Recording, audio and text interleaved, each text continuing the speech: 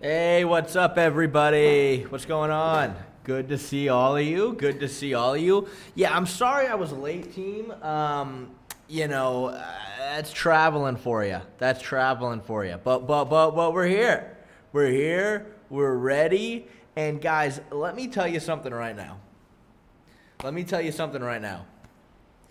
I have never been more confident in a parlay than we have today. Never. Not once in my life have I designed a parlay that I think is less rock solid than this one.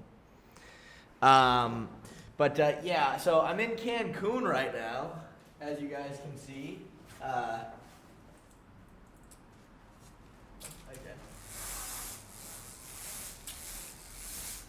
How pretty is this? It's nice, huh? You guys probably can't see, it's too bright, but you know, it looks good. It looks great. But yeah, I'll leave this down for the sake of parlay. The white balance, yeah, the white balance parlay. For Mia, where's my I forgot it. We are gonna go back to the store actually. Huh? Yeah, I'm all right. You guys like this setup? You guys like it? Oh, Petr Yan Jakey, thank you wins, for does he get a title $2, shot? buddy. I really appreciate it. Thank you so much. If Petr Yan wins, does he get a title shot? Well, dude, I'll tell you what. It's a really, Jakey, first of all, amazing question. Let me just say that. It's an interesting one for Petr Yan. How did you forget it? You just walked in and then just was like, well, who cares about brother anyway? Was that what was going on? Huh? We have Coke? Really? No. Oh. We have like drinking Coke. You know what? I need a little pep in my step. Okay. Thank you. I appreciate it. Sorry, everybody. You guys know how personal assistants are. You guys know how personal. I don't know what I pay this lady for. Anyway, sorry, Jakey. Look, it's an interesting one, Jakey, because, dude, Marcus McGee is, what is he? He's ranked number, 10. Steven! Steve! What? Dude, Steve, what did I do to deserve that, man? That's crazy. Oh, Steve, dude, I really appreciate Steve! Dude, Steve, what the fuck? Another $20? Dude, that's insane. Steve, that's crazy, bro. Thank you so much, man. That's insane. Again, for those of you who have missed it, by the way, I'm no longer Jewish anymore. I follow the religion known as Steve Spiroism. All of you guys should. Steve is my sugar daddy. I love him more than anybody else in chat. Dude, Steve, that's insane. Thank you so much. That's crazy. I appreciate it. I appreciate it. Max, thank you for joining the Charles Oliveira fan club. It's about time we got you in here, Max. If you want to join the members-only Discord, let us know. I'm sure Tyler will help you out with that. Also, as you know, by becoming a member, you're allowed to have a 20-minute video call session with me every single day. Thank you so much. I appreciate it. Thank you. Steve, brother, I really appreciate it, man. You're a legend. You're a legitimate legend. Jakey, anyway, Marcus McGee is ranked number 10, which is crazy. But the thing is, he's so good. I genuinely think he's kind of a difficult matchup for Petr Yan. But, it's one of those weird ones, and I feel like if McGee wins, he's ranked number 13. If McGee wins, it's a massive upset, and that's huge for him. He completely skips the rankings. If Petr Yan wins, do you think people are going to take that win very seriously? Here's the thing. I feel like Petr deserves a title shot right now. It's just the problem is Merab is the champion.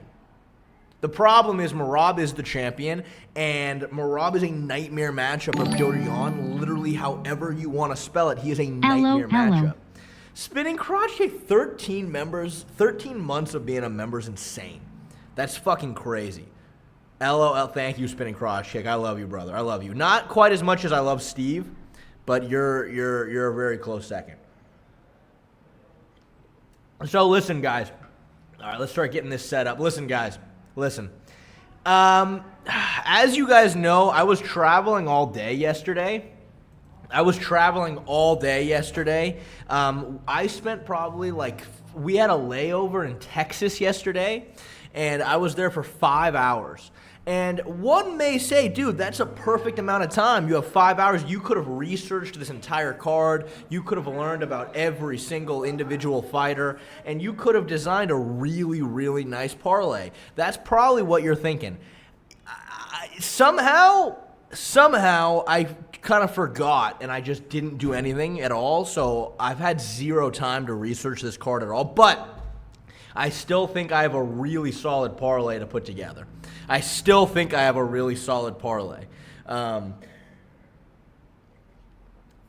the thing about it, though. Here's the thing about this card is that there are a lot, we'll go through it, but there's a lot of fights on this card where the odds are dog shit. The odds are terrible.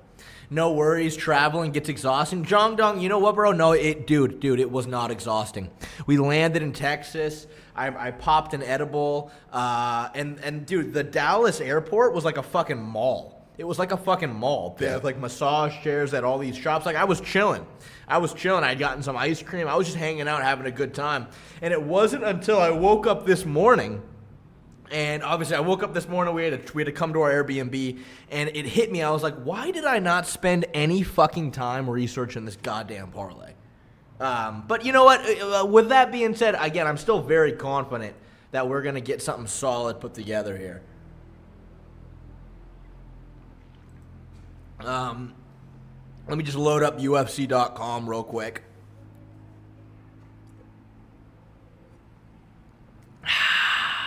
This card is honestly, I think this card is better than 318 was. I think this one is better than 318 was. I can wholeheartedly say that. Oh, thoughts on the fact that pretty much every one of your last few presidents are on the Epstein list? Lagler, great question. Two things. One, the UFC website's not loading. It's not loading. How are we going to pull up this fucking card? Yeah, I mean, dude, I'm not surprised. I mean, corruption runs deep when it comes to America. Corruption runs deep. But we already knew that. Like, everyone's acting all surprised by it. But, dude, I saw a video yesterday. Epstein was getting deposed in the year 2010. And they asked him, they went, do you have a personal relationship with Donald Trump? And Epstein goes, yes. And then he goes, have you ever interacted with Donald Trump in the presence of underage females? And Epstein goes, I would like to use my First, 14th, and 16th Amendment rights, please. Like, he didn't even, like, dude, he could have said yes and then just argued that there just happened to have been, like, his daughter was around at the time, or, you know, something, I don't know. But instead, he's like, I plead the fifth. I'm like, yeah. So Donald Trump was fucking little kids. I mean, you know, I'm not surprised. Are you surprised? I'm not surprised. Guys, the UFC website's breaking. The UFC website's breaking. I can't pull up the card. Can somebody fix it, please? It's not. It's just not. Like, my Wi-Fi is fine, but something's going wrong with the UFC website. Lagler, can you fix that?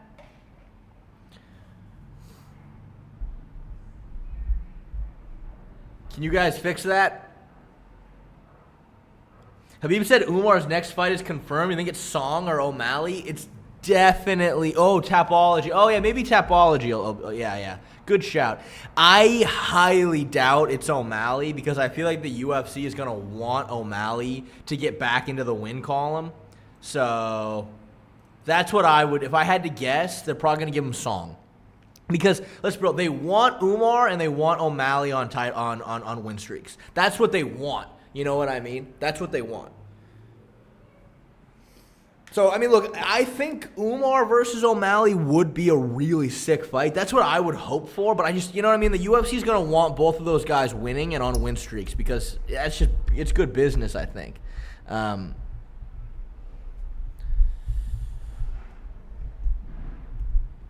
All right. Are you guys ready? Are you guys ready to get into this full card breakdown? Are you guys ready? Again, I've never researched a card more than this one. Like, I really went to the trenches with this one. Dude, I spent so much time researching this one. When I closed my eyes, I just see I see imagery and flashes of film study that I've been watching. Where are you? Oh, I'm in Cancun. Thank you for asking. I'm in Cancun. Dude, you know what I love so much about Steve Spiros is that he'll just dip in, give me $40, and then just like not elaborate and then leave. That's what I love so much about Steve. Anyway, though, guys, all right, here we go. Let's get started. The first fight on the night is Martin Budet versus Marcus Buchesa. And let me tell you something right now. Dude, when I'm looking through my own fucking Discord of people discussing this fight, like, there's so much disrespect towards Buchesa, man. And it's like, I get it. He's a jiu-jitsu guy. He comes from ONE FC. But, dude, I think Martin Budet is kind of fucked. I think that, look, the problem with Buchesa is that, like, again, it's hard to make a real traditional sport jiu-jitsu background work really, really well in MMA because the problem is you gotta be able to scramble. To me, is the number one way to make jiu-jitsu work in the UFC. But I think that the thing about Buchesa is that he is not a fat blob. Like, I can just simply wholeheartedly say that. He is not a fat blob. He's kind of jacked. His striking isn't anything special. But, like, it's not bad. Like, he's somewhat defensively sound, I guess, for heavyweight standards. Martin Budet is like a legitimate fat fucking slob. Martin Budet is legitimately fat. He's fucking really out of shape. Omar S., thank you for the 5 pounds. Here's 5 pounds. You can piss up the wall. Omar, dude, I really appreciate that, man. Thank you so much. I really appreciate it. My kind of problem with Buchesa is that sometimes the UFC site's open now. All right, I'll give it a try. My problem with Buchesa is that, like, he's kind of willing to pull guard sometimes. And it's like, for especially his kind of build, that like super jacked, kind of stocky build, it's like, bro, it's you know what it is? It's the same exact fucking thing as Glover Teixeira. It's the same thing with like Glover Teixeira. It's like Glover Teixeira has great jiu-jitsu, but like he'll choose to pull guard, and it's like, dude, you just don't, like, that's not your game, bro. Like there's no way. This parlay gonna sell fight one? Okay, well, listen, dude, we haven't made the parlay yet. We haven't fucking made the parlay yet. I'm just telling you that I think Buchesa's probably gonna win. If I had to take a guess, I think Buchesa's gonna sub Budet round 1. I mean, dude, Budet's last fight against fucking what's his name? Against fucking Andrei Arlovsky was embarrassing, dude. That was not a good performance. I think, you know what, though? Here's the only thing that does kind of make me a little sad with this fight is, like, my favorite thing to bet when it comes to Martin Budet is for the fight to go to decision. He always goes to decision in every single fight. He has no pop. He has no speed. He's fat. However, I do think Buchesa has a chance to sub him. So I think that's gonna kind of hinder the parlay a little bit. The walk. Thank you for 2 months of being a member. Thoughts on the Ilya Nelk interview? Yair Rodriguez is mid. Dude, I refuse. I fucking refuse to watch Nelk interview any kind of UFC fighter. I refuse. I watched when they did that podcast with Khabib. And, like, I personally have probably a million questions I'd want to ask Khabib. And, dude, the Nelk boys were asking him some of the most dog shit fucking asinine questions I'd ever heard. They have Khabib Nurmagomedov sitting there, and one of the fucking Nelk boys' assistants were like, hey, so there's this new fighter coming around right now. His name's Hamzat. You think you could beat Hamzat in a fight? And I'm just like, dude, what the fuck is this shit? I was like, what the fuck is this? And from that moment on, I was like, I will never absorb any more content from them ever again. I mean, dude, there's so many interesting questions to talk to Khabib about, and you ask him that dog shit. Anyway, I don't know who any of these people are. I hate to tell you. I literally don't know who these people are. But Davy Grant versus Damone Blackshear. Now, me and Davy Grant go way far back. Me and Davy Grant go really far back. I remember watching Davy Grant on the fucking Ultimate Fighter that Ronda Rousey coached against Miesha Tate. And I think that the odds during this fight are kind of criminal. And that's the problem with this whole fucking card. Is that, dude, they have Davy Grant as, like, I think a plus 300 underdog. And it's like, that's not fair. I think he has a way better chance than that. However, he doesn't have a good enough chance for me to actually want to bet on him is kind of the problem. I don't know. Again, that's the story of this whole card is dog shit odds. But, I don't know, we can maybe play around with it a little bit, but anyway, regardless. Carlos Leal versus Muslim Salakiyov. As you guys know, Carlos Leal is one of the few fighters that, like, there we go. Oh, dude, this is actually nice about Tapology, is that I didn't know that you could actually look over at the odds. And then this is another one right here. You got Carlos Leal, who's juiced to the fucking gills like nobody else. Like, the amount of back knee he has is goddamn disgusting. And that fight against Fakhretdinov was legitimately very, very impressive. But yeah, it's one of those things, like, I think Carlos Leal is obviously a lock. I think, like, Muslim Salikov is, like, he's one of the few, like, Russian Dagestani guys that, like, makes me feel good about being American. You know what I mean? I think, like, typically when you watch the Dagestanis fight, it's like, you know, if you're, like, a white American, they make you feel inadequate because they're a different kind of white person. But I think Muslim Salikov makes me feel good because I'm like, yeah, well, you're dog shit. Like, you're nothing special, and that makes me feel a lot better for just being who I am. You know what I mean? Obviously, Leal's a lock, but, like, what? At minus 500, it's like, what can you even do with that? You know what I mean? But anyway, now getting to the actual interesting fights on the card. Said Nurmagomedov versus Bryce Mitchell. I mean, I'm curious, chat. What would you guys say about this fight? I just want, who would you take in this fight? I'm curious what you guys have to say.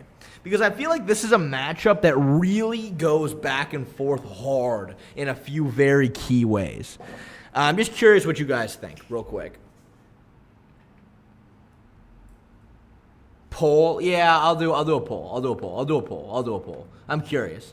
Because this is a matchup, again, that I really feel like you can go back and forth so hard on. And there's a few specific techniques that Saeed uses that if I'm Bryce, I'm going to be so scared.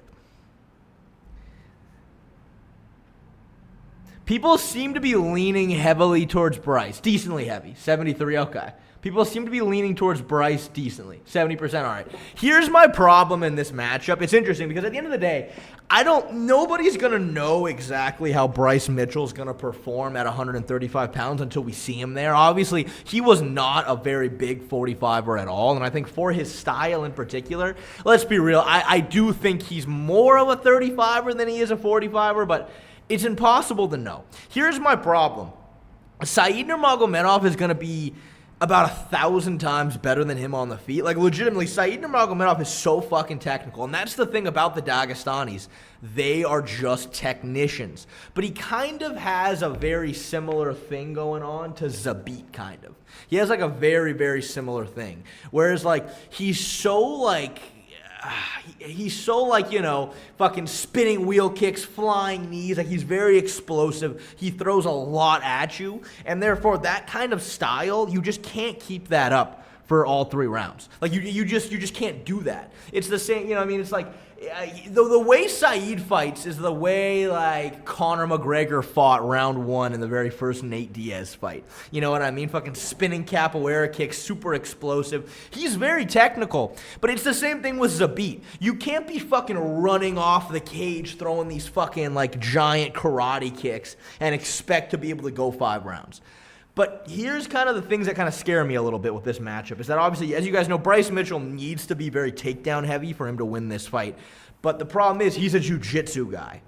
He doesn't have super quick, super explosive takedowns. Therefore, he puts his neck in danger a lot. And I think that Saeed has a very, very, very good ninja choke. Dude, here's the thing. I don't even know if I would even say very good. I mean, here's the thing. A ninja choke's not that hard to cinch up once you got it.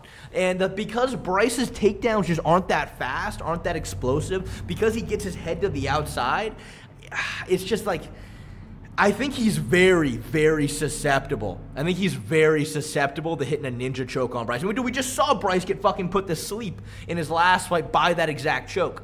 And I think that Saeed by sub is plus 325. Damn. That is very scary to put on a parlay. But that is some good fucking odds. Those are really good odds. Praise son. Give me the 2 pounds, dude. You should DM Dana to pay for your teeth. I've already paid for my teeth. My last dentist appointment, I went and they took a scan of my mouth, and they're fitting me for the teeth. So I have to go back in 3 weeks to actually get the physical teeth, and they're gonna put the permanent ones in. I already bought it. It was $2,300. $2,300. Can you guys believe that? But shit. It's crazy to think that, like, fast forward like 2 years from now, people watching me aren't even gonna know that I'm missing my teeth. They're not even gonna know. Like they would have never guessed that I was missing my teeth. You know what I mean? I know it's gonna be the end of an era. Like, I'm kind of sad. Like, what if everybody just stops watching? What if everybody just stops watching? What if everyone's like, you know what? The magic's gone now. That's what I'm really scared of. Hang on, they're doing between pounds and euros. Oh, is that? Oh, sorry, that's euros. I do know the difference. I'll do know the difference. We will all stop watching. All right, fair enough. But yeah, I mean, I don't know. We can kind of play around with the odds here a little bit. I would probably very lightly lean towards Bryce Mitchell to win. But this is a matchup that just really goes back and forth so hard. I think Saeed's going to be way more technical on the feet. I think he's going to be way better. I think he has a chance to potentially catch him in a sub. I think Bryce is going to be probably bigger and stronger. I think again, I don't know. I don't know how Bryce is going to look at 135. I honestly don't know. All right, Nikita Krylov versus Bogdan Guskov. Bogdan Guskov, he's quite a guy. You know what I mean? The fact that he's a slight underdog, I actually think is kind of wild. I mean, I think that Bogdan, he's got very heavy hands. He kind of just fucking goes after you. I think that he's probably gonna. I think that. I am already running out of things to say about Bogdan Guskov. Nikita Krylov obviously just got his shish kebabbed against Dominic Reyes not that long ago. Nikita Krylov, he's good, but he's not great. Man, I don't know. But something's telling me to stay far away from these two individuals when it comes to building a parlay. Something tells me to stay far, far away. Oh my God, Amini Zaza. I think you were 5 months of being a member. I appreciate it.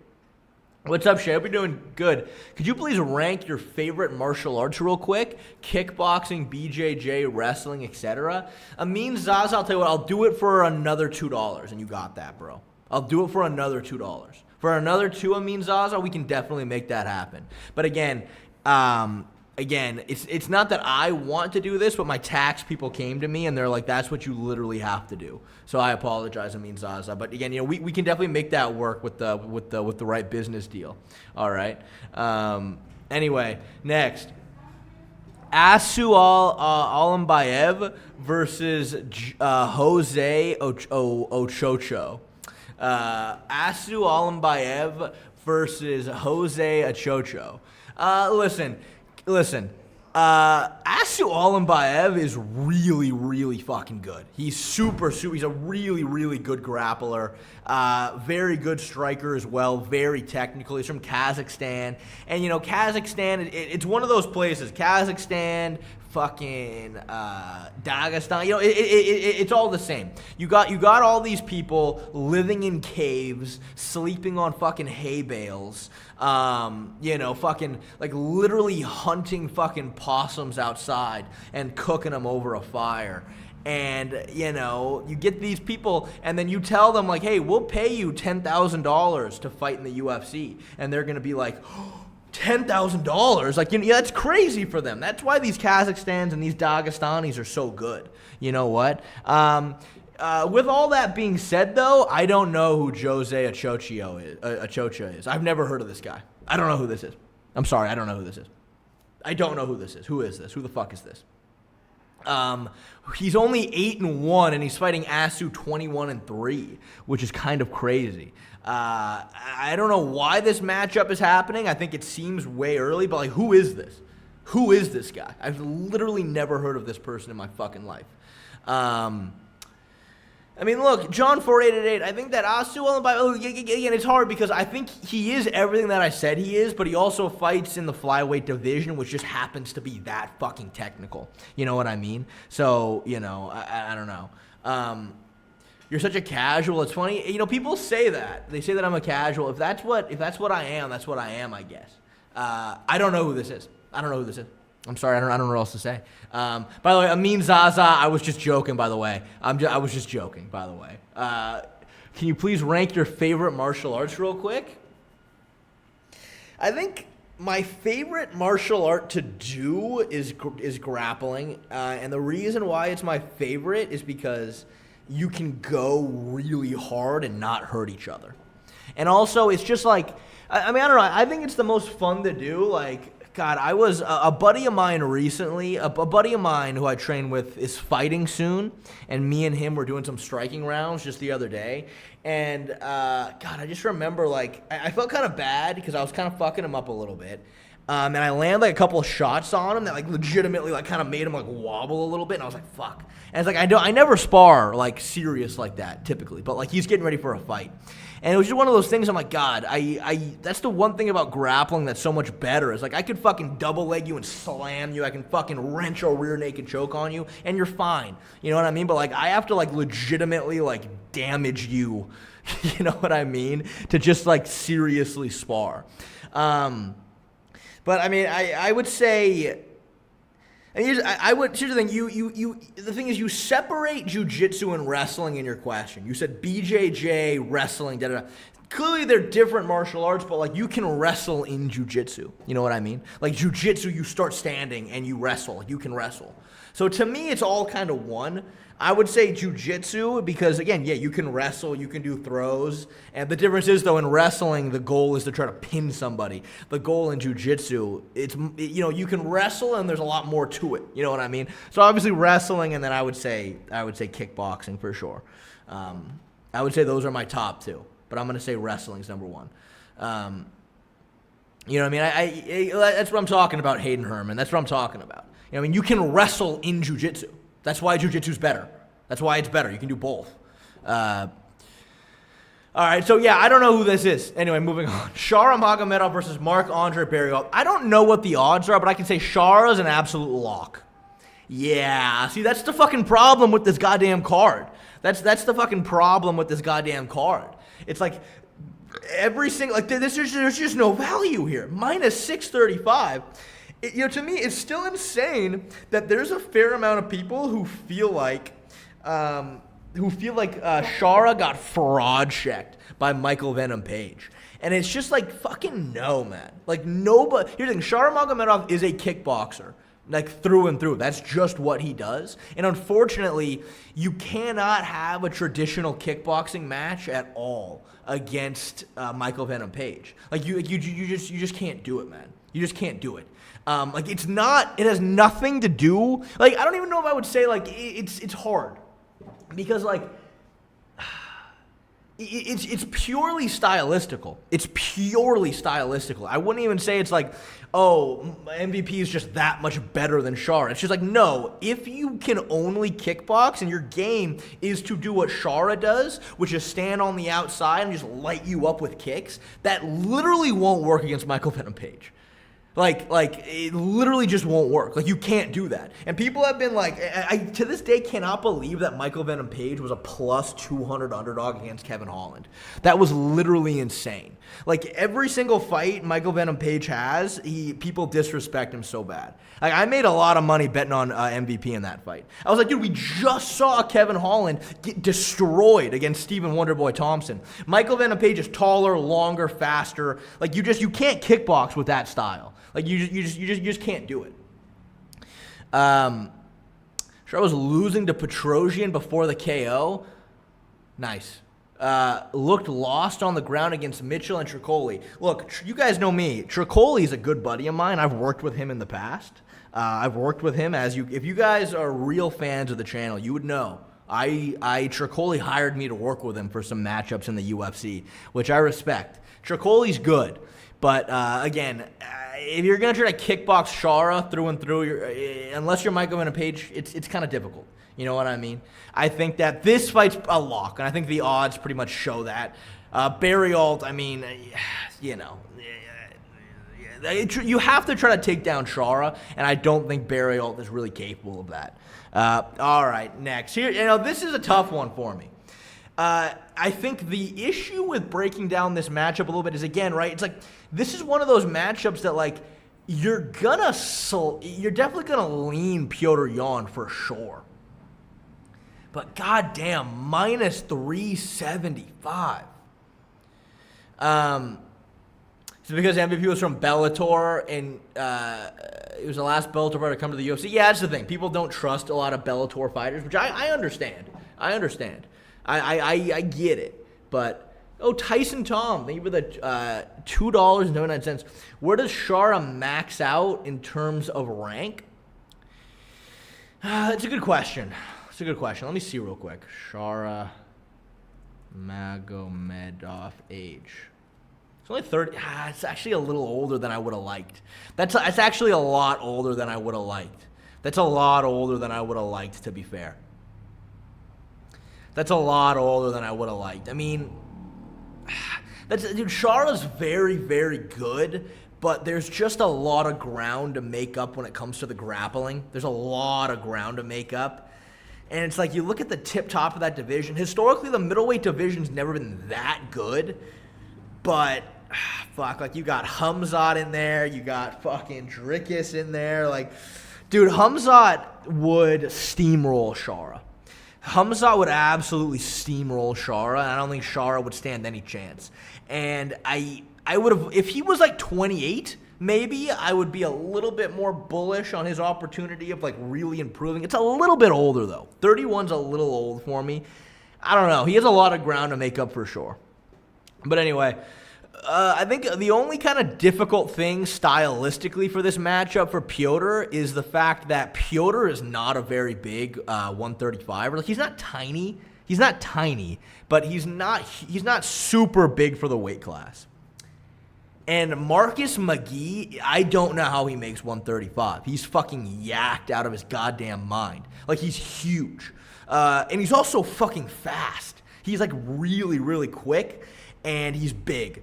The problem is, though, is that I think that Petr Yan on the feet is, dude, the last time we made a striking tier list, we had Petr Yan in fucking S tier. We had him in Jewish tier. And God, it's just like, dude, Marcus McGee, based on every fight I've ever watched, I've never, ever seen him shoot a takedown. He does look like a 40-year-old retired skateboarder. He's 34. But yeah, I think that's a good way to put it. Captain L. I think Petr could probably make 130 pounds. It'd be a tough cut, but he could make 130. But unfortunately, that doesn't exist, so he fights at 135. Marcus is big and he's fast. Maybe not quick. I shouldn't have used the word quick, but his strikes are fast. But I think, especially with Petr's style, the way you beat him is by getting him to cover up and then going for takedowns. That's what I think. And I just don't think McGee is capable of that. I think that if you're going to strike with Petr Yan, you're kind of always, you're going to be a step behind no matter what. I think that Petr, to be fair, Nah, never mind. Minus 375 is still pretty dog shit. That's the thing. So I don't know. We're going to do our best here to make like a solid parlay. But like, I don't know, man. The odds are so dog shit. So I don't know. We'll see. We'll see. But yeah, obviously you're going to go Petr Yan. You're going to go Petr Yan to win. Marcus McGee's going to try to strike with him, and I don't really like that for anybody. You know what I mean? Chris, thank you for the $5, Chris. I appreciate it. Hey, Shay, why the fuck won't the UFC promote fights? Love you, man. We appreciate the content. Oh, Chris, I'm really glad to hear that, buddy. Thank you so much. I appreciate it. I mean, dude, here's the thing. Dana White is so clearly extremely checked out. Like, he's done. Like, his goal was always to essentially have a monopoly. That's what he's always wanted. He wanted the UFC to be a monopoly.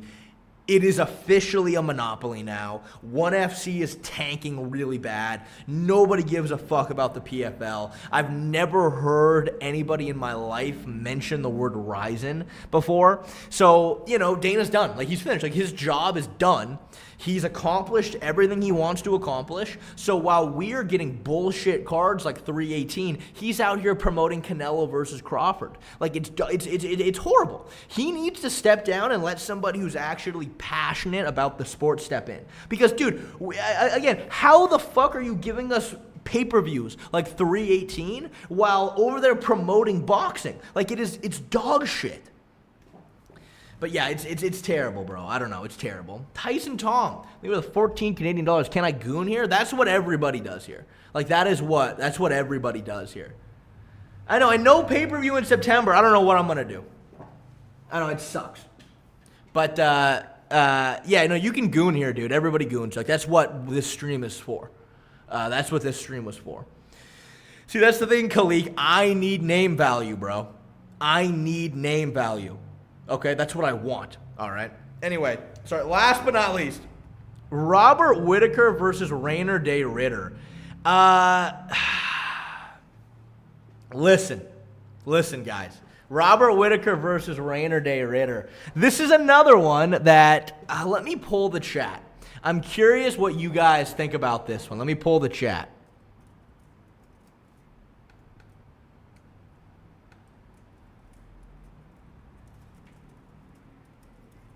Oh, God, I misspelled that really bad. But you guys will get the point. Sorry, I fucking botched the spelling. I'm curious what you guys think. Chris, thank you for another $5, dude. I appreciate it. At this point, all top MMA YouTubers need to get a paid percentage. Y'all promote the fight way more. Yeah, wouldn't that be something? Wouldn't that be? I mean, look, I'm glad you think so. I don't think I deserve a paid percentage, but I mean, you know, I do. I'm fully with you in the sense that Dana White has fallen off so bad as a businessman. It's dog shit. He needs to get the fuck out of there. But I'm really glad you think so. Damn, it's razor close, but people are going Rinner De Ridder. People are going Ridder very, very narrowly. Very, very narrowly. I mean, look, here's what I think about... Oh, hold on one second. Oh, Tyson Tom. Thank you for the $2.79. Should I bet $100 on Petr Yan? Nah, I wouldn't. I mean, how much is $100? Let me see. Let's test this out. Let's test this out real quick. $100 on Petr Yan. How much will that win? How much will that net you?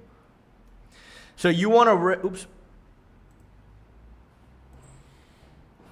$100 will win you $25. Do you think that's worth it? I mean, I don't know. By the way, please use code MMAShay on DraftKings. Listen, even if you're not even that interested in sports betting, if you've never made an account before and you're brand new, using my code MMAShay on DraftKings, if you just spend $5, they will give you $150 of bonus bets. So even if you don't even give a shit about betting, spend $5, get $150 just to play around with on the app. I mean, I don't know, man. But yeah, I don't know. I wouldn't bet 100 on Yan. So here's my thing about Robert Whittaker versus Rinner De Ridder. I wholeheartedly think that Robert Whittaker is probably the much better fighter. I think Whittaker is the much better fighter. I mean, it's tough. The last time we saw Whittaker, he was getting manhandled by Khamzat, which I think is a little, it could or maybe more or less be kind of disingenuous to say manhandled, but he was definitely getting out-grappled. I mean, it's difficult. Obviously, the way he got finished by Khamzat was a fluke. It was, just being honest. Here's the thing. I think stylistically, someone like Rinner De Ridder, what he needs to try to do is time his takedown off of Whittaker's blitz. Like, as you guys know, Whittaker's entire game essentially comes from the fact that he's, like, kind of jabbing into range, like, blitz, you know what I mean? Like, he'll double jab, blitz in, sort of. And I think that traditionally, Whittaker's takedown defense is phenomenal. Traditionally, he's always had tremendous takedown defense. Now, obviously, if you're going to be someone like Khamzat Chimaev, who can shoot a fucking blast double leg from an inch off the ground, you're kind of fucked. That's definitely not Rinner De Ridder, though. Rinner De Ridder's a jiu-jitsu guy, and he's a very, very high-level jiu-jitsu guy with that, but his takedowns aren't super explosive. Now, if he were to take Robert Whittaker down, Whittaker does have a very bad habit. I don't even say bad habit, but he doesn't do a great job not exposing his back when trying to stand back up. He just turtles. Like, he just turtles and gives up his back. And look, against Yoel Romero, that's fine. That's peachy. Against Rinner De Ridder, I don't like that. I don't like that. Again, though, it's difficult because Rinner does have good takedowns, but he's just not super explosive, and he's more of like a judo, jiu-jitsu guy, kind of. Oh, Ogre Online, thank you for the $10. I appreciate it, Ogre. Thank you so much, man. I missed you. Bitch-ass MMA guru got mad at me when I said Max and Volk aren't in their prime anymore, and Ilya needs to fight someone in their prime like Armin. Patty as well needs to do the same, not come up off old guys.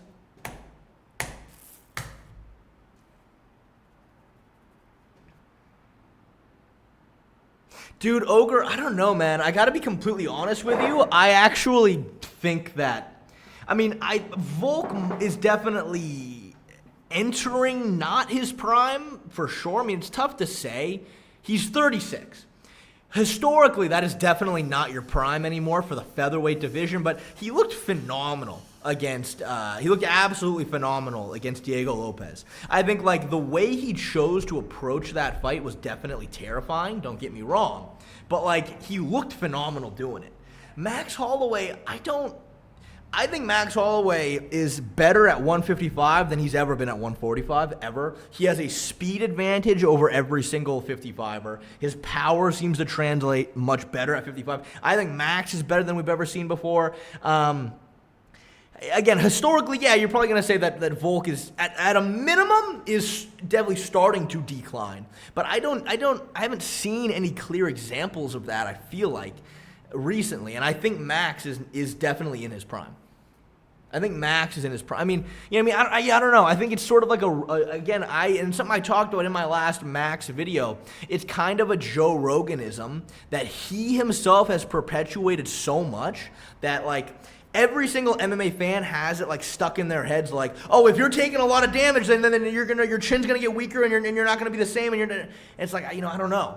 You know what I mean? I don't know. Max has taken a fucking tremendous amount of damage, and he seems like he's still doing great. You know what I mean? It seems like he's still at his absolute peak. His chin still looks incredible. You know what I mean? Like, I don't know.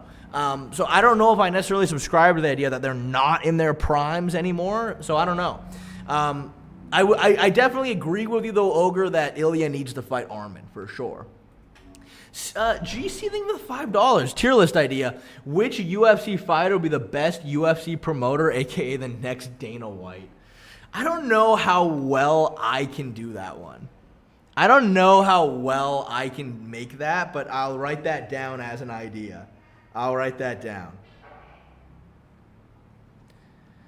Anyway, what was I saying about Robert and Rinner? Oh, yeah. Anyway, all right, never mind. Ogre Online, they were another $5. Max knocked out about to retire Justin, and people are like, Max is so good. Like, nah, Justin is an old head, so is Max. Was Gaethje about to retire? I don't think he was. I think Gaethje was going to get another title shot before the Max fight. I don't think he was going to retire. I don't think so. I don't know. Max has been around for so long. I kind of understand why he seems a bit like an old head, but again, he's only 33. He definitely has a lot of mileage on him. But I'm just not ready to assert that purely because somebody has mileage, they're just simply not in their prime anymore. You know what I mean? I think Max looked really good against Ilya, and I think he looks phenomenal at 55, and I think he's a better 55er than he is a 45er. So, I don't know, man. I gotta say, Guru. I gotta say, I kind of agree. It's kind of where I'm at over. Anyway, where was I? So yeah, here's the thing. Whitaker's takedown defense and honestly his back take defense against Jacare Souza did look really, really good. And honestly, his back take defense looked really good against Khamzat as well. Khamzat was doing an amazing job controlling Whitaker, and he was definitely trying to take his back. There was a sequence where he did get both hooks in, and then that was the sequence that Whitaker was able to scramble out, fully escape, and then Khamzat hit that reshot on him to put him back down.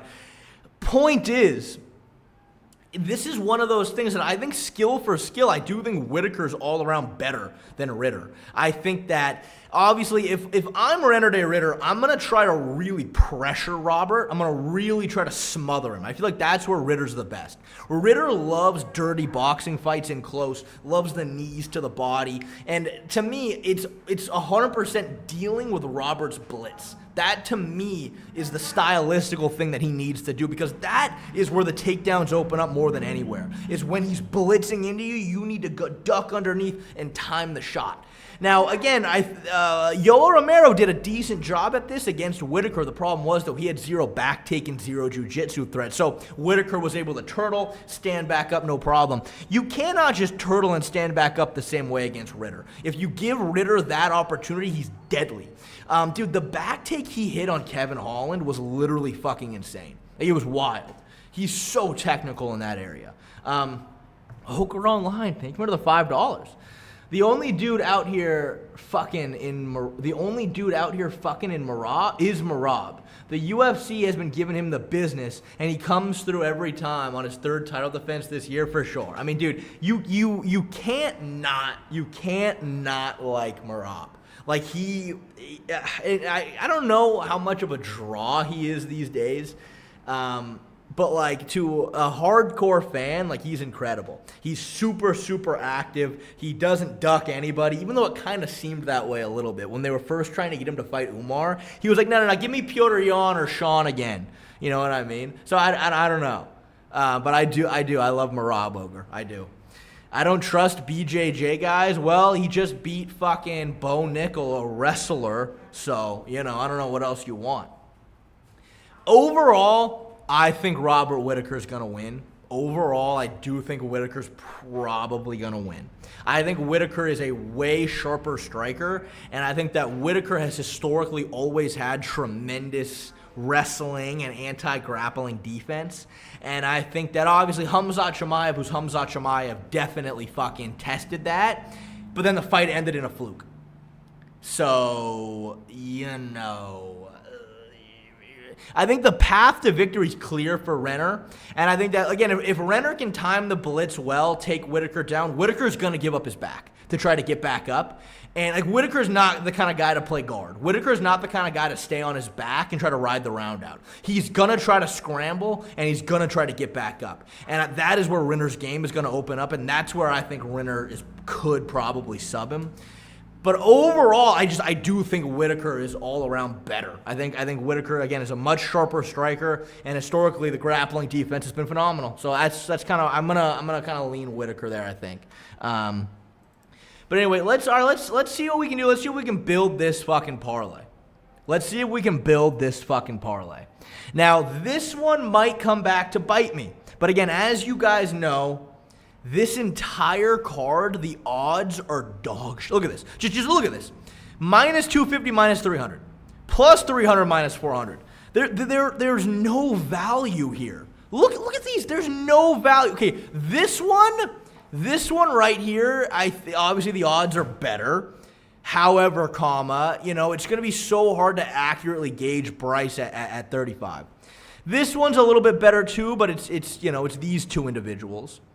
And again, this one, but then look at the rest. No value, zero value, and then this is a really close fight. You know what I mean? So, Tyler, they were 12 months of being a member, man. That's wild. Blackshear, Shara, RDR for plus 237. Yeah, I hear you. This is what I'm going to be going for, though. Again, I am leaning. I think Buchesa is definitely going to beat Martin Budet. I think he's definitely going to beat Martin Budet. Minus 300. The odds are not great there, but you know what is great? You get even odds for Buchesa by sub. Even odds for Buchesa by sub plus 100. It's a little risky. But again, dude, I mean, look, Marcus Buchesa, the thing about him is, like, I get he's a jiu-jitsu guy.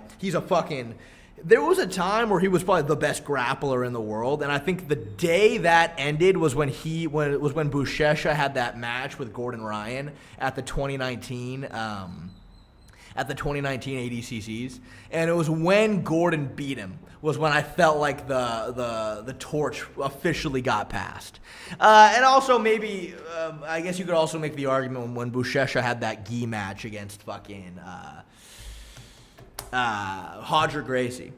So, but I don't know, regardless, I think the only way to truly get odds here is probably Buchesa by sub. Budet did get Kimura not that long ago by a guy that's trash. So, Oh, Yusuf Shirtel, thank you for 6 months of being a member.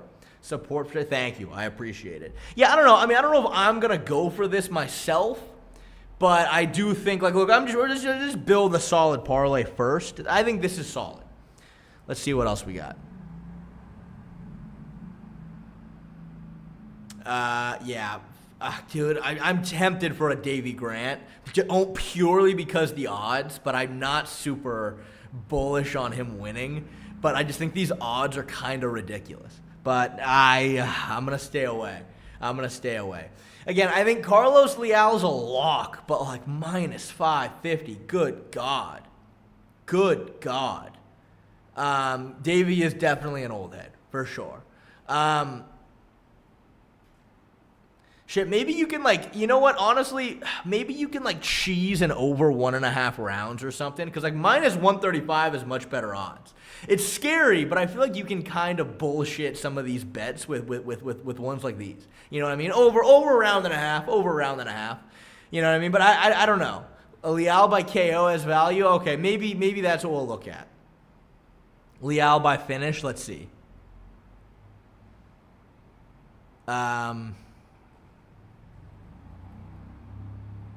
Yeah, Leal by KO, TKO, minus 140. I don't mind that. All right, let's play with it. Let's see. Jay, can you use DraftKings in the UK? I have no idea. I have no idea. But, again, if you use code MMAShay and you're brand new to the site, if you bet $5, they will deposit $150 of bonus bets that you can just play around with. It's almost like a free $150 that you're just allowed to bet whatever you want with. So even if you don't really care about sports betting, it's kind of a no-brainer. You know what I mean? All right, next. Fuck. You know what? I'm thinking Bryce Mitchell by points or Saeed by submission. What do you guys think about that one? I feel like this is a little solid. I feel like this is kind of solid. I'm telling you, man, I think that fucking ninja choke's going to be there for Saeed just because Bryce is just, you know how Bryce shoots, and you know how Bryce is a jiu-jitsu guy at the end of the day. Honestly, I don't mind that. And dude, look at this, minus 500 already, and we're not even there yet. You know what I mean? All right, next. God, what did I do? There we go. Anyway, where were we? Yeah, Shara Putin is definitely a lock. But minus 625 is literally ridiculous. Minus 625 is ridiculous. I'm trying to see what maybe can we play around with here.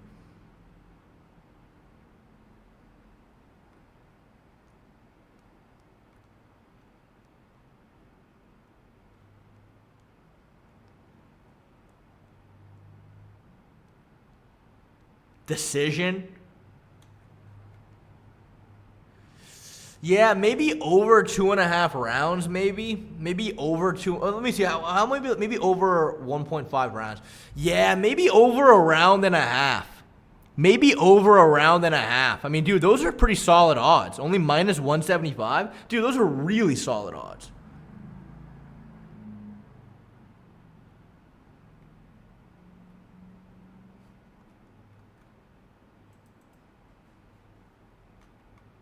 All right, obviously, Petr Yan to beat Marcus McGee. This is one, but see, yeah, this is one you're definitely going to lean towards Petr Yan by decision, but the odds makers sure as shit know that because minus 360 for over 2.5 rounds. That's a tough one. Maybe just betting on him by decision is going to be better. Oh, Petr to win and round 3 to start. This isn't a bad one right here at minus 185. Maybe that's better. Honestly, Petr by decision, too, wouldn't be bad. Yeah, Petr wins by unanimous decision, minus 115. Shit, maybe I'll do that. Maybe I'll do that. Maybe I'll do that. It's either that or, you know what, no, it's safer for Petr to win in round 3 to start. I think that's safer. All right, and then, shit, I guess, I mean, this is one, I really think it's tight, but I think at this odd, I am going to go Robert Whittaker. All right, let's see, what'll $25 win us? $25 will win you $570. That's some value right there, to say the least. Yeah, let's just be honest, though. This is a pretty risky parlay. This is an extremely risky parlay. All right, let me make a really safe one now. Let me make a really safe one. All right, Buchesa to win. I like that. Carlos Leal to win. Let's go. You know what? I actually feel good about this one. Bryce Mitchell by points or Saeed by sub. I like this one too. Plus 174. I like that. I do think that's safe. The only problem is if Saeed fucking gasses throwing a bunch of wild horse shit and then ends up like being so dead that Bryce fucking just, hits a rear naked choke or something round 3. That's the only thing I can see happening here. But, I mean, dude, Saeed's last fight was against Vinicius Oliveira, and Vinicius Oliveira is fucking good. And it was a close fight. Vinicius overall out-edged him. But, dude, Vinicius Oliveira is fucking good. So, yeah, I'm thinking that. I actually really like this bet. Let's see.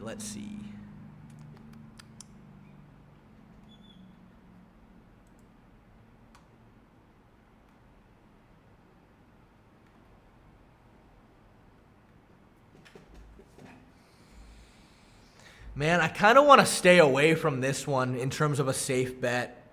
I kind of want to stay away from this one in terms of trying to make a safe bet because it's hard. I think it's either going to go to if I had a gun in my head, I'm going to guess this fight's going to decision. But I also can see like a Shara head kick or something. Yeah, I'm just going to stay away from that one. I still like Petr to win and round 3 to start. I still think because at the end of the day, even if you're making a safe bet, man, there's gotta be some value here. You know what I mean? You gotta have some value. And then I'm gonna go Whitaker. Plus 600. I mean, man, it could be worse. $25 will win you 150. It could be worse. Yeah, guys, I don't know. I don't know. That's what I'm thinking. What is between quick and fast? What do you mean by that? Great question, Goofy Goober. When you watch Marcus McGee strike, he's fast. Like, he fucking whips the jab, whips leg kicks and body kicks. Like, he throws fast.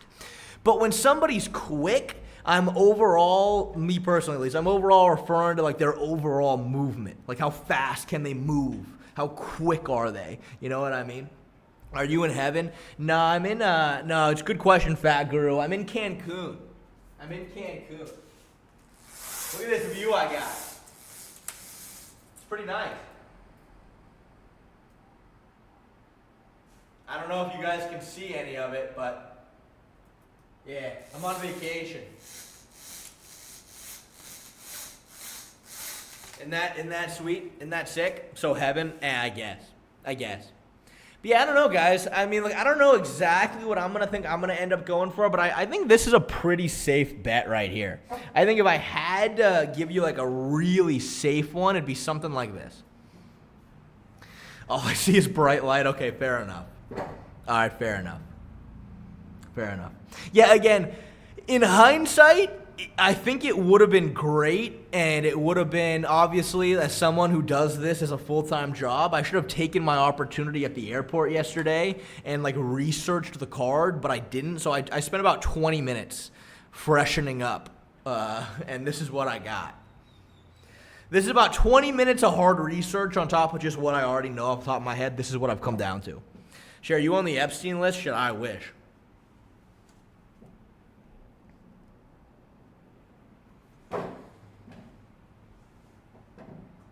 Ooh, you know what, dude? That's actually a really good shout, Thiago Martins. What are the odds on over rounds for Whitaker and Rinner? What are the odds on that? Damn. This is actually pretty solid. That's actually pretty solid. Plus 125 at over 3.5 rounds? Damn. I mean, I don't know. Whitaker is a bit of a decision merchant himself, and I don't think that Rinner De Ridder is going to sub Whitaker.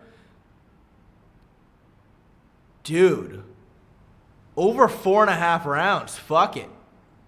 Hold on, I got to take this away now. Dude, that's way better odds right there. What does that change? Dude, the same parlay gives you an extra $110. Dude, I actually really don't mind betting over on rounds for Whitaker and Ridder. I actually really don't mind. Oh, Jim, thank you for the £2. Thoughts on my parlay? Whitaker to win, McGee under 55 single strikes, Shara Putin to win, to land more by over 1.5 sub attempts, Buchesa to win by sub. I actually do like that a lot. What are the odds on that? Jim? I actually really don't mind that. I don't mind that at all. I'd like to know the odds on that.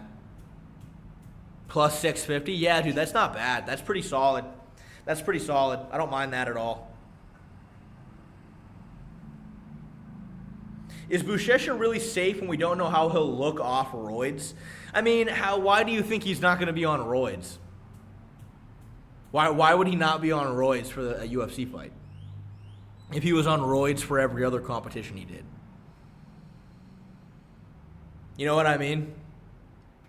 It's a good question. Maybe he'll fucking go into this fight like a fucking giant bag of milk or something, but, you know.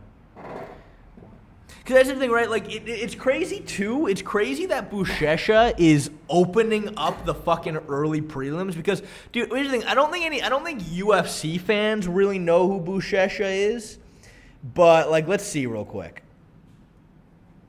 Like, dude, Buchesa, like, if you just type in Marcus Buchesa,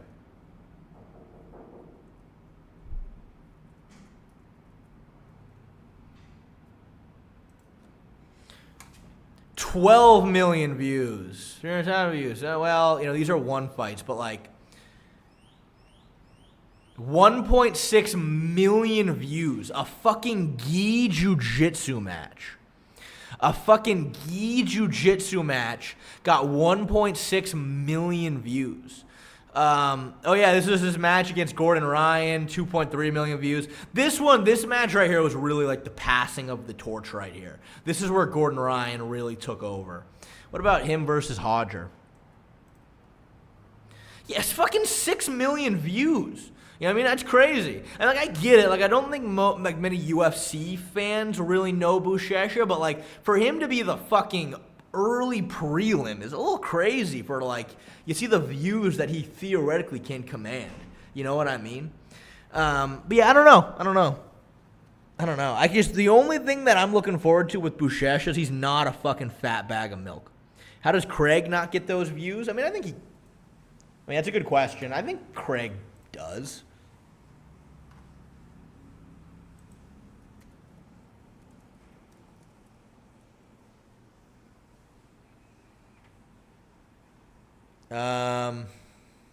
Kyle Bain match, 300,000 views. I mean, I don't know. How many, like, big matches has Craig had? Craig Fowler, 600,000 views. I mean, like, the biggest match I could think of that Craig's ever had would probably be Craig Jones versus Nicholas Marigali, maybe, was one of the bigger ones.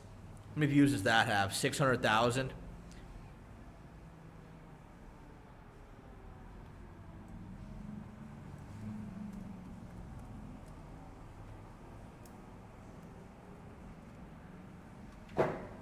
I mean, this one's got, I mean, this is a quintet, but, like, Craig's the biggest name here. It's got 1.5, 1.2. And I don't know, I think it's just because Buchesa, like, truly was at the very tip-top of the sport in jiu-jitsu for a while.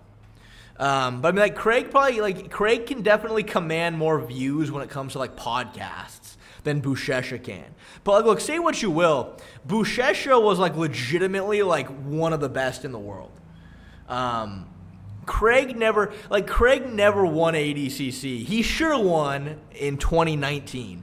Well, at 2019, he was absolutely no question. He was the best guy in the entire division, and he ended up losing by fucking 1 point in the finals. But he was the best in the world in 2019.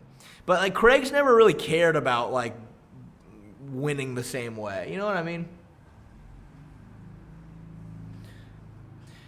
Yeah, Craig, and the thing is too, like, Craig versus Gordon maybe, but, like, they don't, like, I don't think there's any, like, YouTube videos of Craig versus Gordon. Like, you're gonna have to find, like, highlights of it. This is where Craig got smashed by Gordon in this one.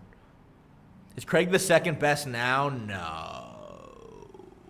I don't know if he ever, he did beat Felipe Pena. Craig's definitely up there, but, like, as of right now, the best in the world is, like, Gordon's retired himself, but, like, the best in the world, it's going to be, like, Cade Rotolo, Mika Gaivao, who else? Craig, Mika, or not Craig, Rotolo, Mika, fuck. Yeah, I don't know. It's tough to say. I mean, I think we're really going to... Next year's ADCC is going to be a good place to figure it out. But it's also tough, though, because the UFC's new jiu-jitsu that they do, those athletes all have exclusivity deals. They all have exclusivity deals. So I don't know how ADCC is going to work. Yeah, I mean, I was thinking Andrew Tackett. And Andrew Tackett absolutely is one of the best in the world, but it's, like, it's difficult because, like... You kind of want to wait for, like, some ADCCs to happen before you can, like, make, like, a really solid ranking. But, like, I don't know how that's going to look anymore because Andrew Tackett is signed with UFC. Yeah, Nicky Rod's up there. I think Craig at his peak was, I think you could make an argument he was second best in the world. I think you can make a good argument with that. But I don't think, the thing about Craig is I don't know if he ever gave a fuck.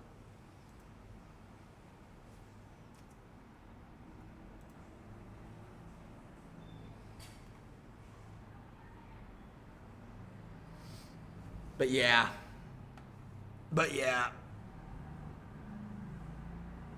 Yeah, Sawyer, I do recall. I think we watched on stream Craig roll with Tom a little bit. It seemed like Craig was taking it kind of easy on him, but,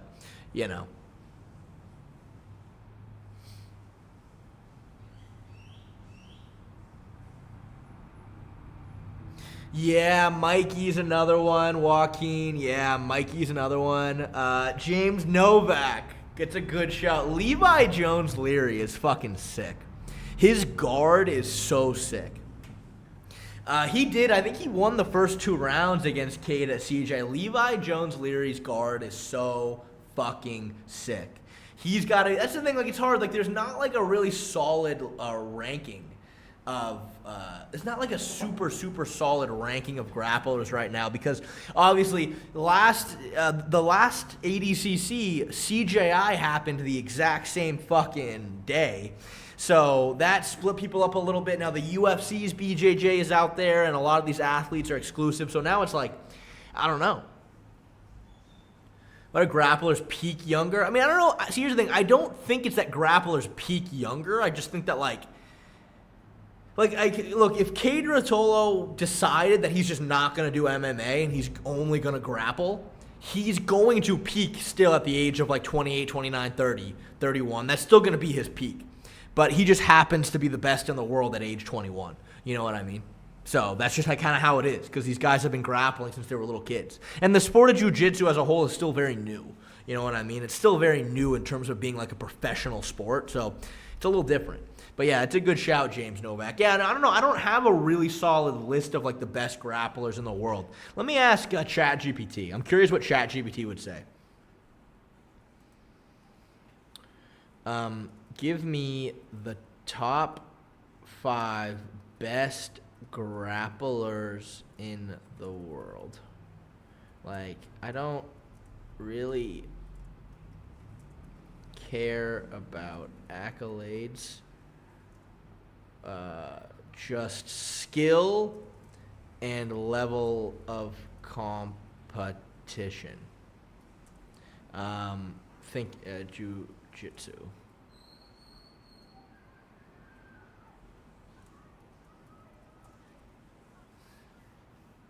Let's see.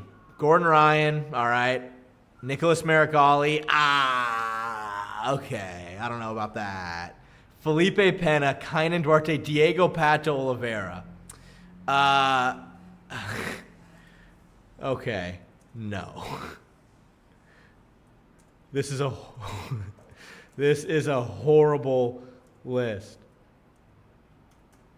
That was a really bad list. That was actually a really bad list. That was a really bad list. Okay, this is already way better. Yeah, okay, this makes more sense. Okay, Gordon, Nicky, Mika, Jacob Couch. Okay, no.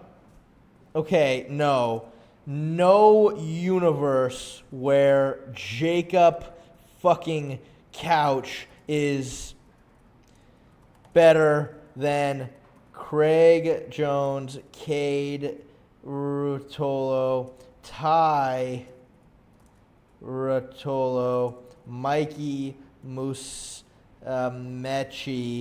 who else? I can name a bunch of people. I can name a bunch of people. Who else is there? Andrew Tackett. That's just dog shit. That's dog shit. ChatGPT's a fucking casual. Okay. Ty Rotolo, Cade Rotolo, Craig Jones. Okay. Yeah, I mean, look, I don't think ChatGPT definitely, I don't know. But all right, there we go. That's something like that, I guess. Yeah, something like that. It's hard. It is. It's hard to get a solid ranking right now. It's hard, I feel like. Mason Fowler, I don't know. I feel like as we stand right now, there's a bit of a power vacuum with so many top guys retiring right now. There's a bit of a power vacuum for sure. So I don't know. Hey, Shay, how's Shara by unanimous decision? That's a good question. Let me take a look. Yeah, Shara by unanimous decision is not a bad bet either, I think. Let me see what the odds are on that.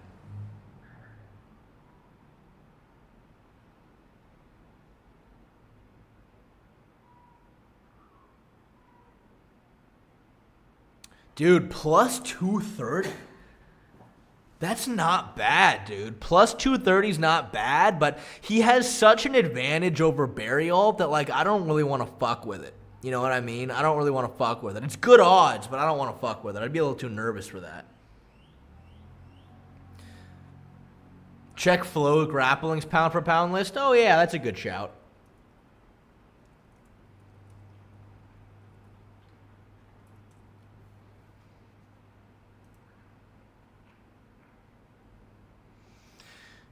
Gordon Ryan, Tyra Tolo.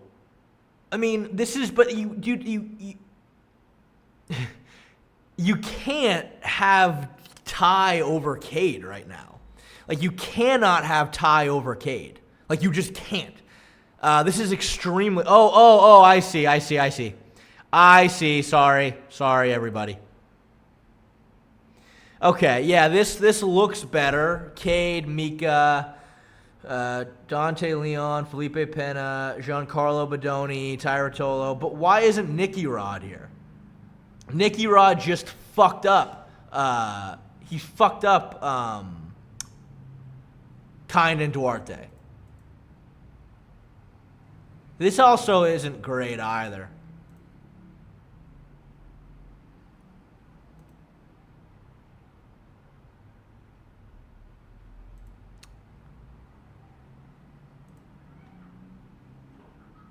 It's interesting. It's interesting to see like all the changes to it.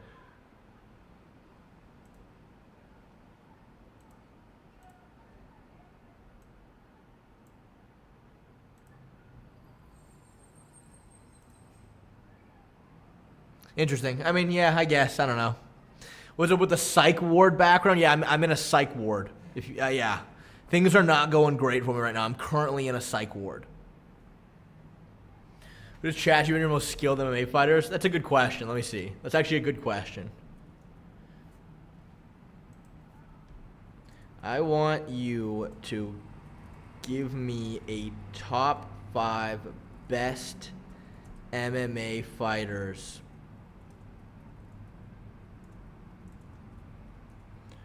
No accolades, only who is... Oh.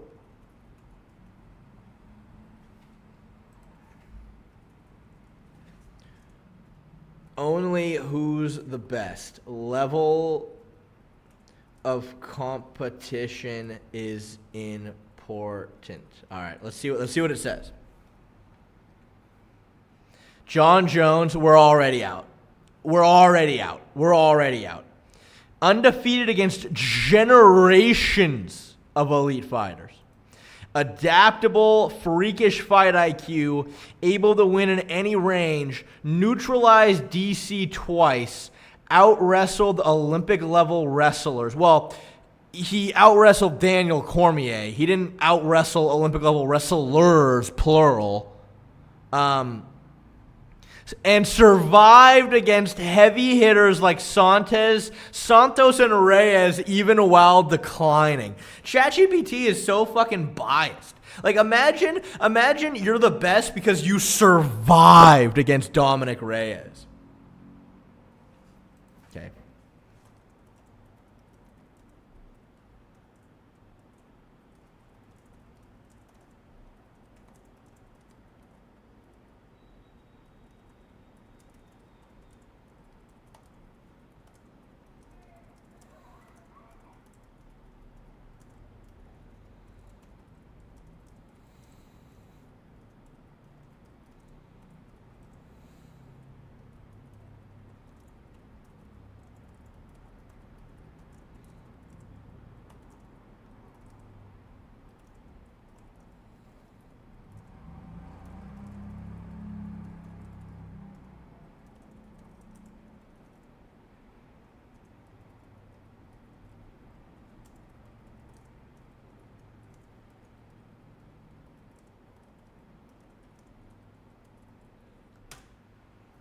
We're going to get this straightened out.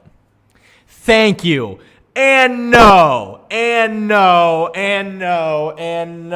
we're already done.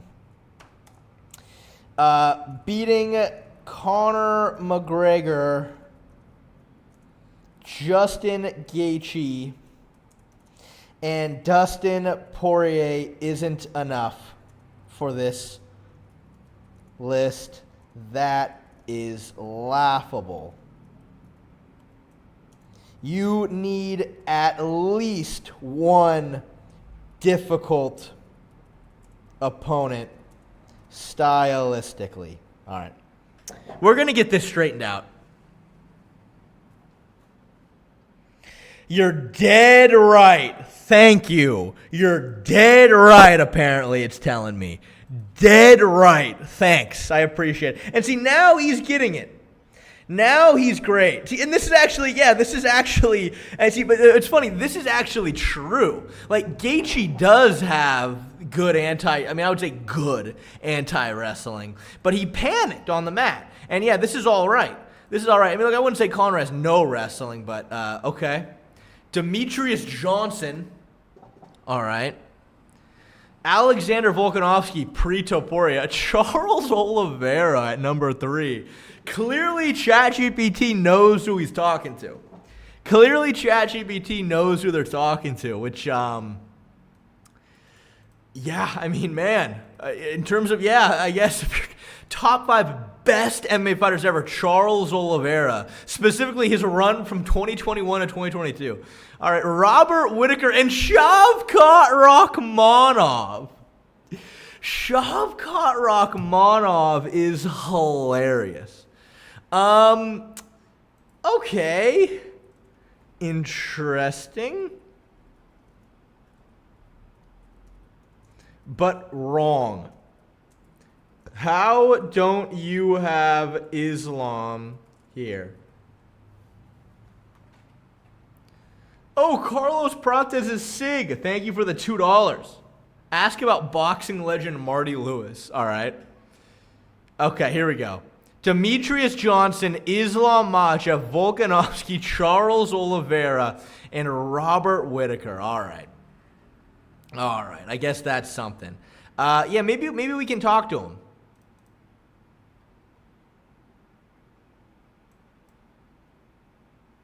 Hello? Hello, ChatGPT, are you there? I'm here. What can I do for you? Hey, so I'm curious about that list you just made. I'm curious, what do you think about boxing legend Marty Lewis?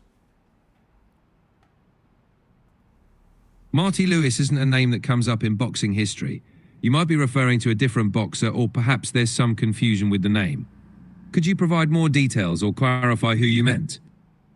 Yeah, Marty Lewis. He's black, and he's a boxer. It sounds like you might be referring to a different boxer. There are many great boxers with significant achievements. If you have any more details, or if there's another name you're thinking of, feel free to let me know. All right, let's switch gears. Are you aware of the YouTuber Lucas Tracy MMA? Yes, I'm familiar with Lucas Tracy MMA. He creates content related to MMA, breaking down fights, analyzing fighters, and sharing insights. Do you watch his videos often? Oh, more than you know, do I watch his videos. I kind of think that sometimes he's a casual, though. Like, he doesn't really know what he's talking about. What do you think? It's great that you follow his content. Everyone has their own style and approach to analyzing MMA. Some creators focus on deep, technical breakdowns, while others might keep it more casual, or from a fan's perspective. It's all about what resonates with you as a viewer. If you prefer more in-depth analysis, there are other analysts out there too. What kind of content do you enjoy the most? Well, okay, you know what? Thank you for that question at the end. Here, let's actually switch gears. Do you know the YouTuber MMA Che on YouTube? It's spelled MMA space CHE. Yes, I'm familiar with MMA Che. He creates content focused on MMA analysis, fight breakdowns, and discussions. His videos often provide a unique perspective on fighters and matchups. If you enjoy detailed analysis and insights about MMA, his content might be right up your alley. What do you think about his videos? Well, he seems a little Jewish to me. It's great to appreciate the diverse backgrounds of content creators. Everyone brings their unique perspective and insights to their work. If you enjoy the content and find value in it, that's what matters most. If there's anything... I have a question. Do you know what happened to his 2 front teeth? I'm not aware of any specific incidents involving his teeth. If there's something more you'd like to know about, feel free to ask. Okay, that's fine. Okay, can you please give me the top 5 best MMA YouTubers? Sure, there are many great MMA YouTubers out there, each with their own unique style and approach. Here are 5 popular ones known for their insightful analysis and engaging content. 1. MMA fighting. They provide interviews, analysis, and Okay, post-fight... hold on. Sorry. There's just a little bit of a confusion here. MMA Fighting is a YouTube channel that posts MMA content for sure, but what I'm referring to are MMA YouTubers, like MMA personalities. To give you the idea, I'm thinking of like MMA Guru, like that kind of style of content. Who are the top 5 best MMA personalities? No brands. Got it. If you're looking for individual MMA personalities who create content, here are 5 popular ones known for their unique perspectives and analysis. 1. MMA Guru, known for his entertaining and often humorous breakdowns of fights and fighters. 2. Luke Thomas, provides in-depth analysis, interviews, and commentary on various MMA topics. 3. Sean Elsade MMA On Point, known for detailed and well-researched videos about fighters, fights, and the history of MMA. 4. The Weasel, offers detailed analysis and breakdowns, often focusing on... No! Your ass was not about to say the Weasel as number 4. The Weasel is an old head who's past his prime, whose heart's not in it anymore. Please revise the list.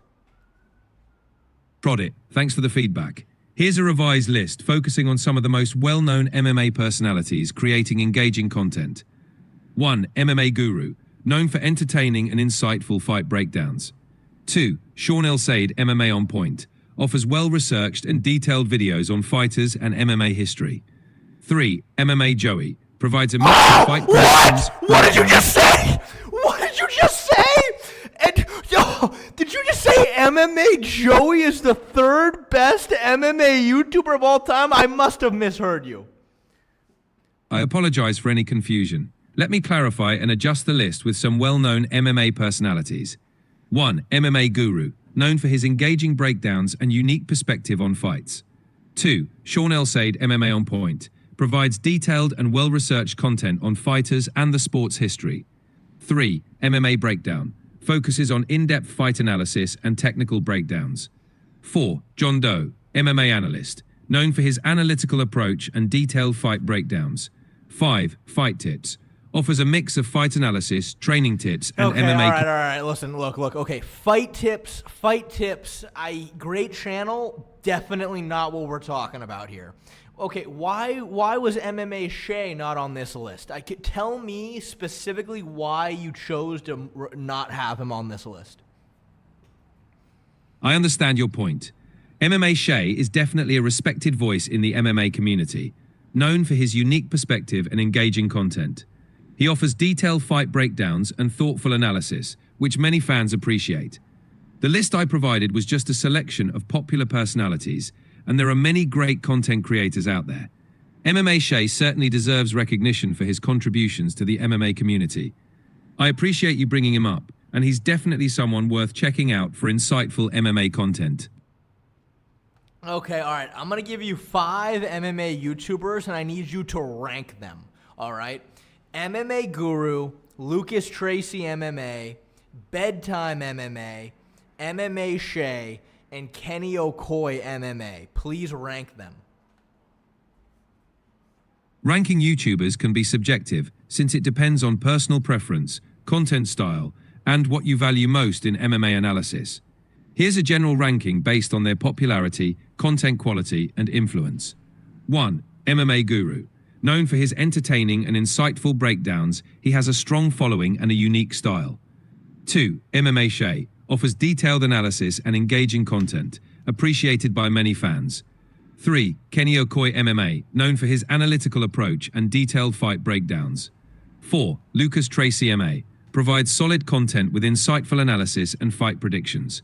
5. Bedtime MMA, while also creating quality content, may have a more niche audience compared to the others. Again, this is just one way to look at it, and each of these creators has their unique strengths and styles.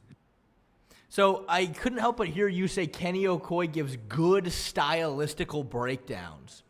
What the fuck are you talking about? I understand your frustration. Everyone has different preferences when it comes to content creators, and it's natural to have strong opinions about them. If you have any specific feedback or want to discuss something else, I'm here to help. All right. Well, that was something. That was interesting. That was interesting to say the least. I'm glad I got named though. At least I'm glad I got named. At least I'm glad I got named. I mean, that's better than not getting named, right? Yeah, I don't know, man. That was interesting. That was funny. KS, thank you for the $2. Not a DDP fan, but he would demolish Prime Silva. He would demolish Prime Silva. Look, blitzing at Anderson Silva is definitely not a good idea, but I don't think Dricus is going to do that. He's going to just, honestly, keep up a tight guard, fight behind the jab, a lot of leg kicks, and be very wrestling heavy. He's going to be big and strong and powerful, and unfortunately, Anderson Silva just fought during a different time, and he wouldn't be ready for Dricus Du Plessis. Dricus Du Plessis would, I would say, probably demolish Silva. I mean, Silva just chose to not defend leg kicks. You know what I mean? It's like good luck against like a modern-day, top-ranked fucking guy, let alone someone as girthy and as juicy as Dricus, you know?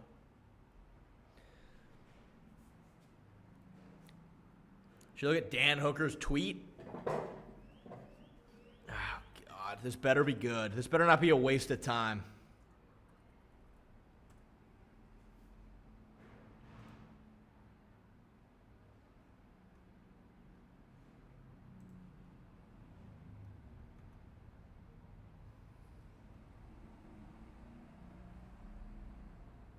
Why is this shit never in order? Oh, I see it.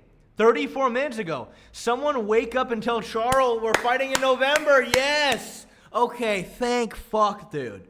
I have been so petrified that they're going to try to give Charles fucking Max Holloway at 155.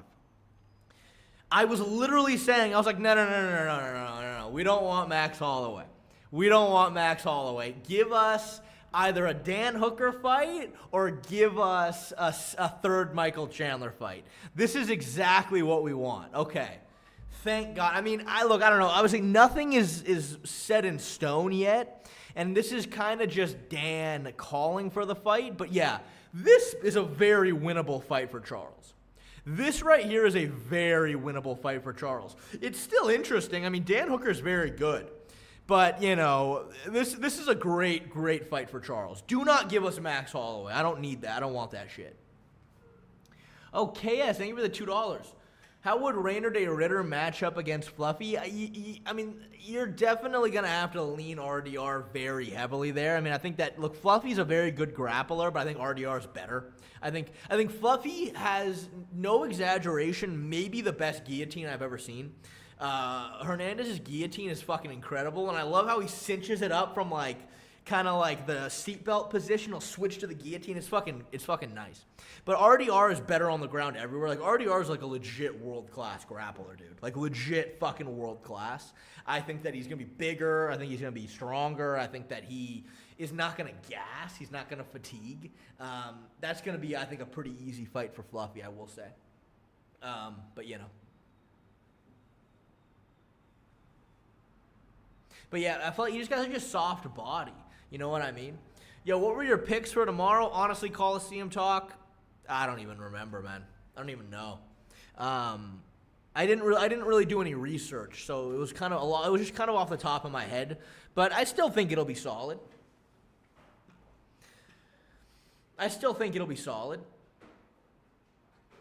You want to see my personal parlay picks for UFC Abu Dhabi? I should ask Jackson what he's doing. I should ask Jackson what his bets are going to be for tomorrow.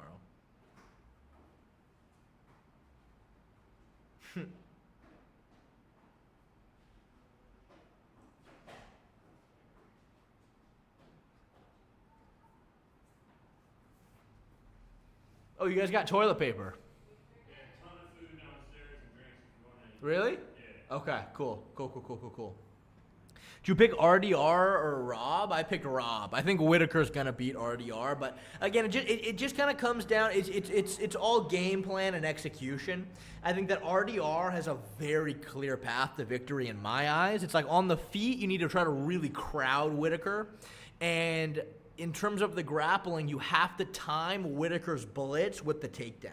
As soon as Whitaker starts blitzing in is when you duck underneath, make him run into the takedown. If you take Whitaker down, he's going to give you his back to try to get back up because Whitaker loves to scramble. And that is where that's where RDR becomes very dangerous because, dude, his back control against Kevin Holland was so fucking spectacular. I mean, his overall grappling game is elite. I think it's a very clear path to victory for RDR, but I just think overall I do think Whitaker's more technical. I think Whitaker's going to be better on the feet, and I think historically Whitaker's takedown defense and his back take defense has always been very good, but, I don't know. It's an interesting one, but I'd probably lean towards Rob.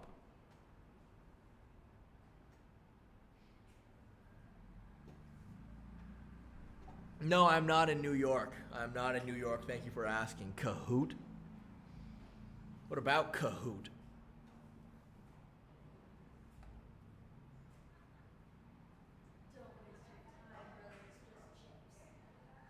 I was told there was a ton of food downstairs. Yeah, that's how the bags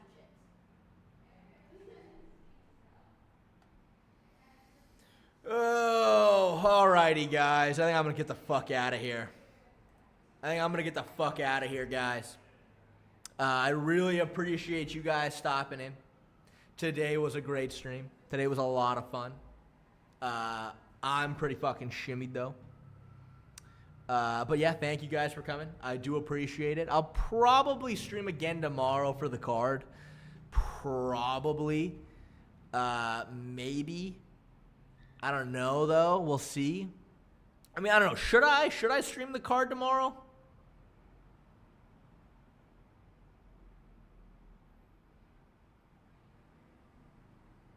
Tyler, I'm not anywhere near Tijuana, man. I'm in fucking Cancun. I'm not even close. Do it? Oh,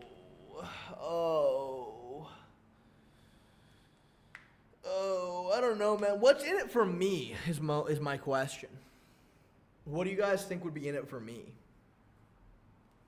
Nah, I'm just kidding. Yeah, I'll probably stream it. It's a very good fight night. Yeah, I'll probably stream it. I think that'll be fun. Well, I mean, what time is it on tomorrow where I'm at? Let me check. 2 o'clock. 2 o'clock.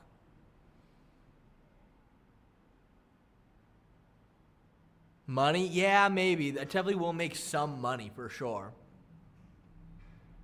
Okay, yeah, I guess maybe. I don't know. I don't know. Don't hold your guys' breath. But I might stream tomorrow.